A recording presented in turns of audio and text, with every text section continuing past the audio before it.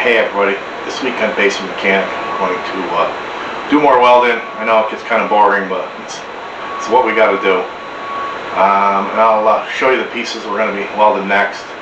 I think I went over most of it last week, but we'll go over it again. As last week I showed, I have to weld a piece in here for the seat. And if I put the seat in, there's a little bar that locks against that and locks in the front. And then I also need to clip the seat in the back, and we have to weld that in. That's pretty much it. I just milled this on a regular Bridgeport. I could have just sawed it and belt sanded it. It was really pretty easy. And that's pretty much it.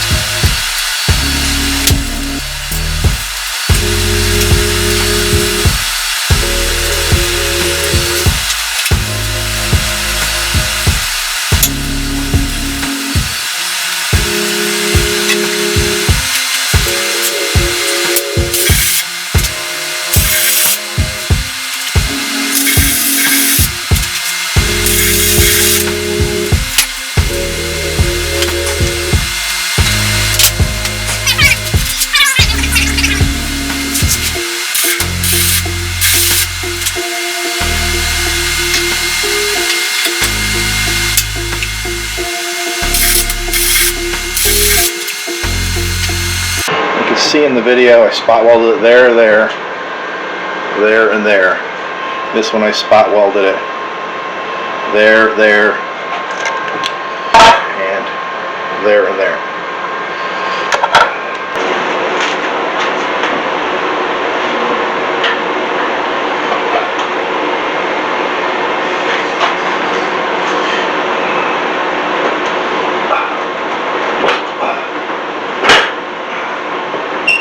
As you can see in the video, I have welded that, and the seat snaps right underneath it. The only thing I see right now is the seat's got a little wiggle in the back, so I'll probably just put a little block in here and push against that, and then put rubber underneath that. I'll try to put some rubber underneath it now. I got a feeling I'm going to put in a block in here just so I don't have any backward motion. But otherwise than that, it's sitting pretty good there. It's all locked under the tank. As you can see from the side,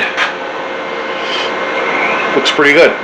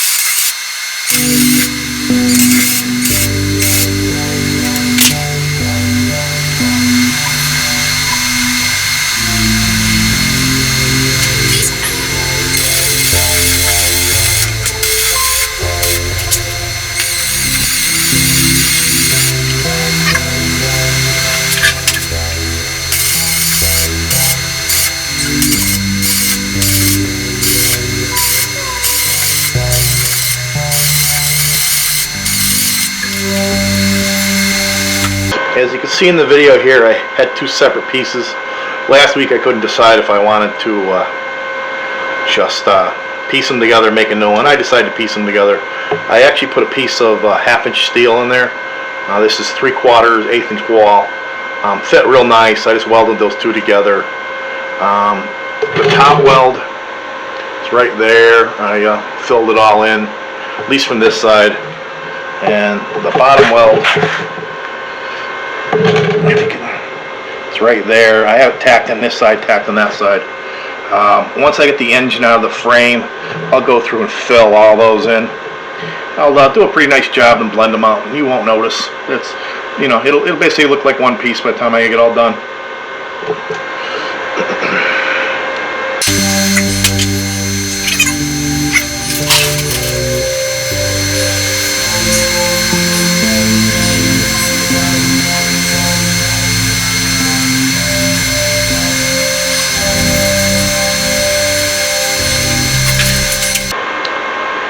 Okay, here's the other piece I made. As you can see, it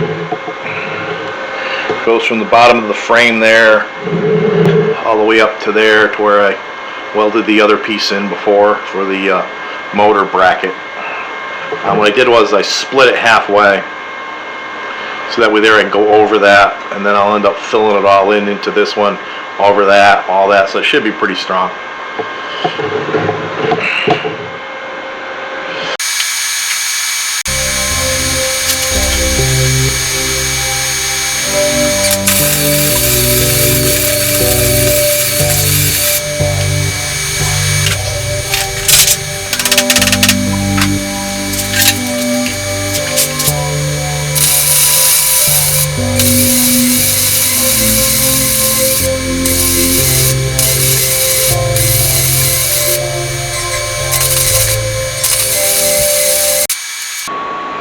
As you can see in the video, I have it spot welded in there, and down here I also have it spot welded there.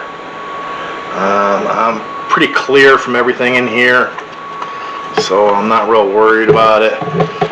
The back one here is pretty close, about 1/4 inch on this side. This side there's not a lot, but you know, that's the manual crank, so hopefully I won't hit it. I guess we'll find out.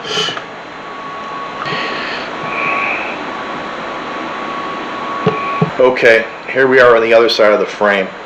As you can see the back shaft in here. You can see the output of the GY6. What we're going to do on this side is something a little different. I'm going to take this side of the frame from here up to here, and we're going to make it replaceable. What I have is I made these, as you saw in one of the other videos. What I'm going to do is I'm going to turn this down until it goes inside here. It's the same diameter. Leave about 1/8 inch or 1/4 inch there. We're going to drill and tap holes in one side, and then the other side we're going to drill and countersink to put bolts in. Now what I want to do is take the pipe, come out, and I'm going to do the same thing at the top.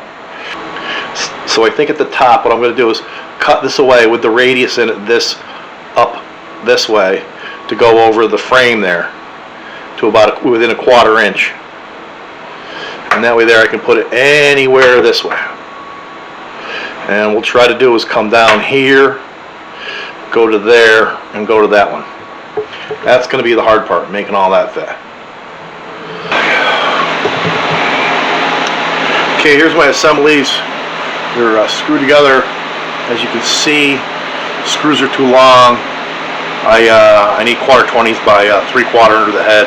I don't have them. I'll get them from work. Basically what we're going to do now is we're going to turn these ends down within 1/4 of an inch to fit inside the tubing that we're going to use on the other side.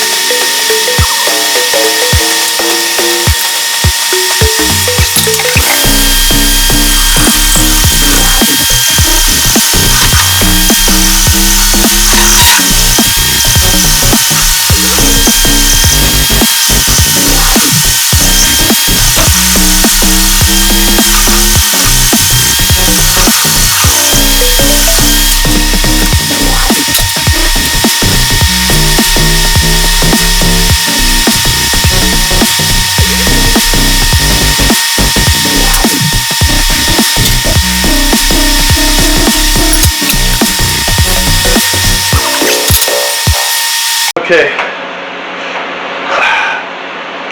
here's the bottom of the frame. I just cut it off a little diagonal. This is the piece I just made. It goes down in there, really nice. And I think I'm going to bring this right to the back of that bracket there. So, overall, it's looking pretty good. I think, it's actually going to be turned around like that. Screws are going to be facing out. I think next I'll do is I gotta take this radius into it on an angle about like that, so it comes up to the frame, and then we'll just set it in and tack it in. At that point, be just welding up the whole frame. One thing I'm not going to do is, you can see in the picture here, I have the back shaft bracket in there. I am not going to weld that in until I have the chains all on. I might tack it in, but small tacks. I am not going to weld it in until I get the chains all on. I'm really scared on the other side with a 10 gear that the sprocket will be hitting the case. If I have to, somehow I can move this whole assembly back, which would alleviate that problem. But if I can leave it where it is, I would rather leave it where it is. Okay, I took the Bridgeport and I scalloped it out to the radius. So this way here it fits up on the frame like this. And what I'm going to do is I'm going to chamfer all the way around it so I'll have a good weld area. But I'm thinking right about there it's going to go. And so now we got to do is put the tube here,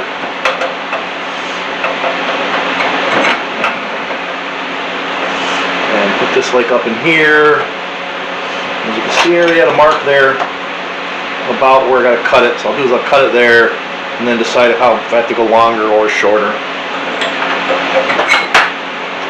Okay, I cut the tube down the lathe. Insert it down the frame,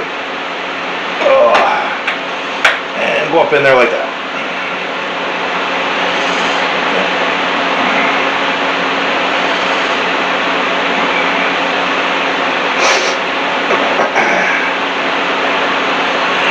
So theoretically, I can chamfer the tube and my insert, weld them together, both ends, as long as they're approximately facing me. And then I should be able to put it in place here, and then just weld that, and then weld that. At least get them tacked in, so when I pull the engine out, I'll be able to finish welding it all up. But so far, that's so good. See this piece here? And then down there, you can see it goes into the frame. Let me pull it out the top. It's kind of hard to pull it out, but you can see like that. And you can see this here. And here's the top, same thing. It's a piece there, and then it goes under that. Really hard to get in, but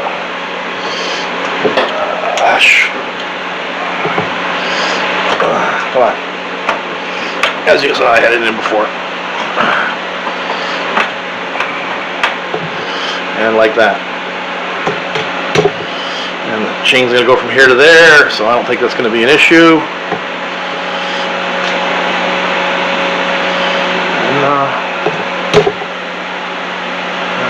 pretty much it. Now, usually before you weld, you go through and put chamfers on everything. As you can see with those, they put chamfer there, chamfer there. So that way there, it gives the weld, you know, you burn out here and it gives you a good spot for weld. So what I'm going to do is, there's the bottom. As you can see, I got a chamfer on there. Now it sits in there like that. So it's bigger on that side than the other. It should melt in pretty good. So I'm going to go and just grind a chamfer on it.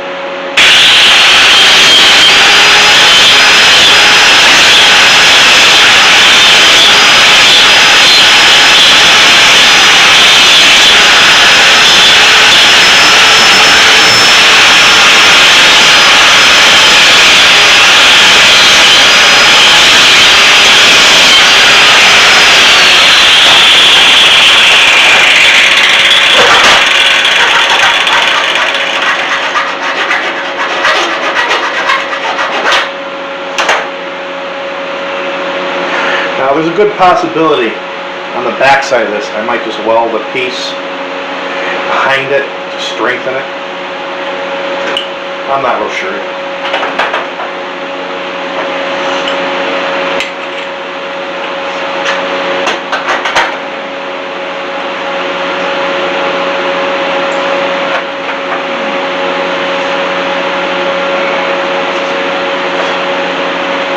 It's all set.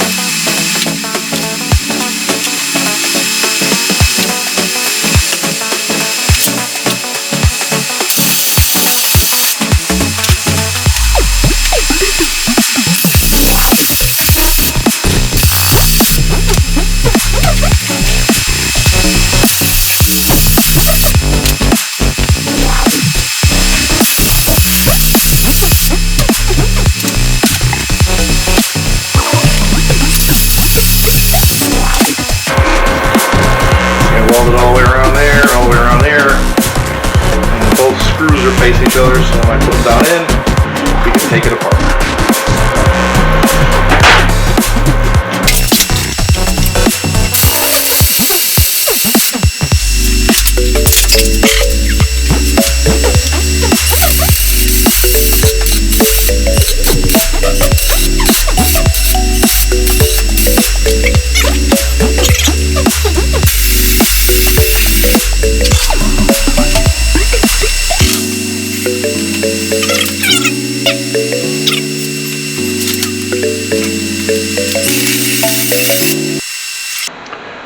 As you can see in the video, I tack welded it there, and at the top I tack welded it there.